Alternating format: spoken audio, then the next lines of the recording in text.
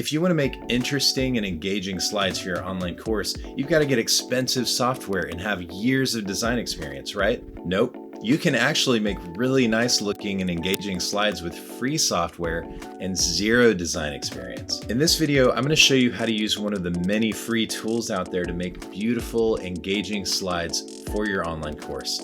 Let's get into it. Hello creators, I'm Ben Tolson from Podia, where we empower creators like you to make a living doing what you love. This video is part 3 of a video series aimed at helping you make a presentation-based online course. If you haven't already done so, check out the previous videos in this series so you'll have a solid foundation. For our slide presentation, we're going to use Google's free Slides feature. All you need is a free Google account and you can automatically have access to this tool. Once you've got access to Google Slides, follow along as I walk you through some of the easy steps for creating amazing online course slides. Step 1, make sure you've got your outline and script handy. Hopefully at this point you've not only created an outline, but you've got some solid copy in there that you can use for your presentation. Keep both your outline and your script available so you can copy over any text you plan to use to build your slides. Your outline is also going to help determine how you'll organize your information as you create your slides. I recommend creating separate presentations for each lesson. Step 2, choose a slide template. Google Slides has a handful of beautifully designed templates that include several different styles and formats. Find one that fits closely with your brand and click on it. You'll see the left column on your screen populate with various arrangements and designs within that main theme. Be sure that the available layouts will work with how you plan to present your information. For example, if you use graphs, you may want a layout that has some kind of pre-made graph design. If you plan to use a lot of images, you may want several different image-based layout options. If it doesn't seem like that template has the layouts you're looking for, feel free to try others until you find one that works, but keep in mind that you can always add or build your own elements. Step 3, title your slide document. As I mentioned before, I recommend creating separate presentations for each lesson. For your first lesson, go ahead and click on the document title near the upper left of your screen and type in the module name and lesson name like this. You'll also want to type these into the first slide of your presentation along with your course title. You can use this as is and simply add your course, module, and lesson title, or you can use the text tool and create additional text areas of different sizes and weights. You'll repeat this step for each subsequent lesson. But first, step 4, build your first presentation. Using your outline as a guide, determine which kinds of layouts will work best for your presentation. Move these slides to the top and put them in order by clicking and dragging them. If there are other slide layouts you don't plan to use, just leave them at the bottom for now. We're going to go over a few elements you may use and how to build them into your slide. Text. Starting with the first slide after your title slide, copy and paste the corresponding text from your outline or transcribe the information. You can use the toolbar near the top of the window to make adjustments to the size, weight, color, and alignment of your text, and you can click and drag the text box to reposition it. You can also add additional formatting like lists, bolding, and italics. If you want to duplicate a text box, right-click and select Copy, then right-click anywhere on the slide and select Paste, or with the text box selected, type Command-C and then Command-V. To make a new text box, select the text tool in the toolbar and then click and drag anywhere on the slide. Images.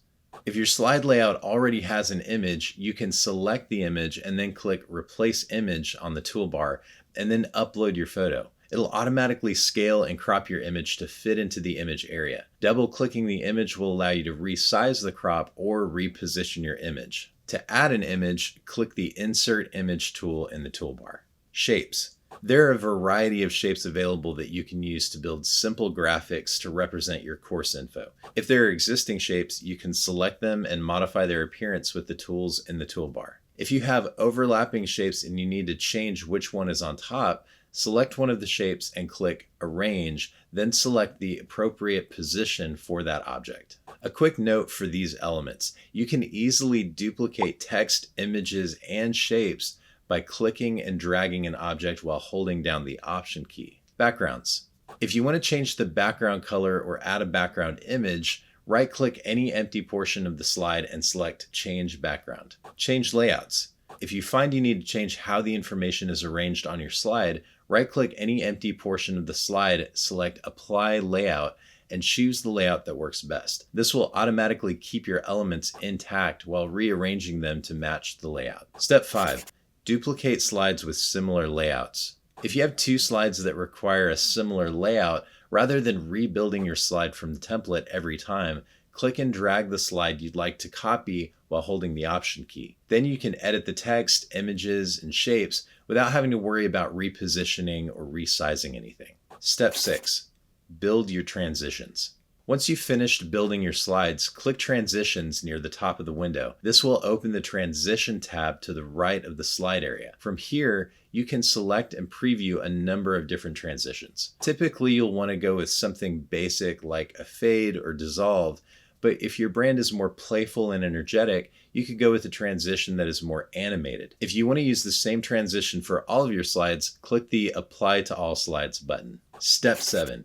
Add your script. If you've written a script for your lesson, you can add your script to your speaker notes to have it easily displayed when you later record your lesson. Below your slide area, you'll see a window that says Add Speaker Notes. Copy and paste the text from your script into the speaker notes for the corresponding slide. In a future video, I'll show you how to see this while you're recording your presentation. Step 8. Duplicate your presentation for the next lesson. Even if your next lesson doesn't require the same layout, duplicating your first one is going to save you some time because up to this point, we haven't deleted any of the used or unused layouts. To duplicate, you'll click File and then select Make a Copy. You'll be prompted to enter a new title, so follow the same formula as before and type your module and lesson title. When you click OK, your new presentation will open in a new tab. Before moving on to edit this one, go back to your first lesson now and remove the unused layouts. Step 9.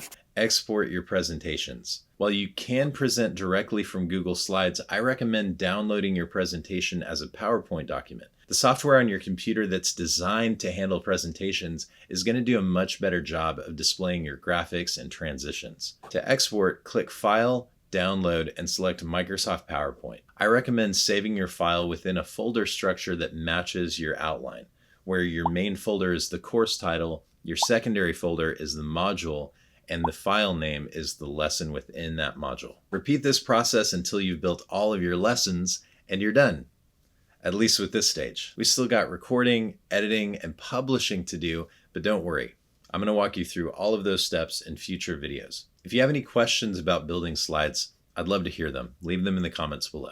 As always, thank you for taking the time to watch this video. If you found it helpful, please consider subscribing and click the notification bell so you'll be the first to know when we post more content like this. See you next time.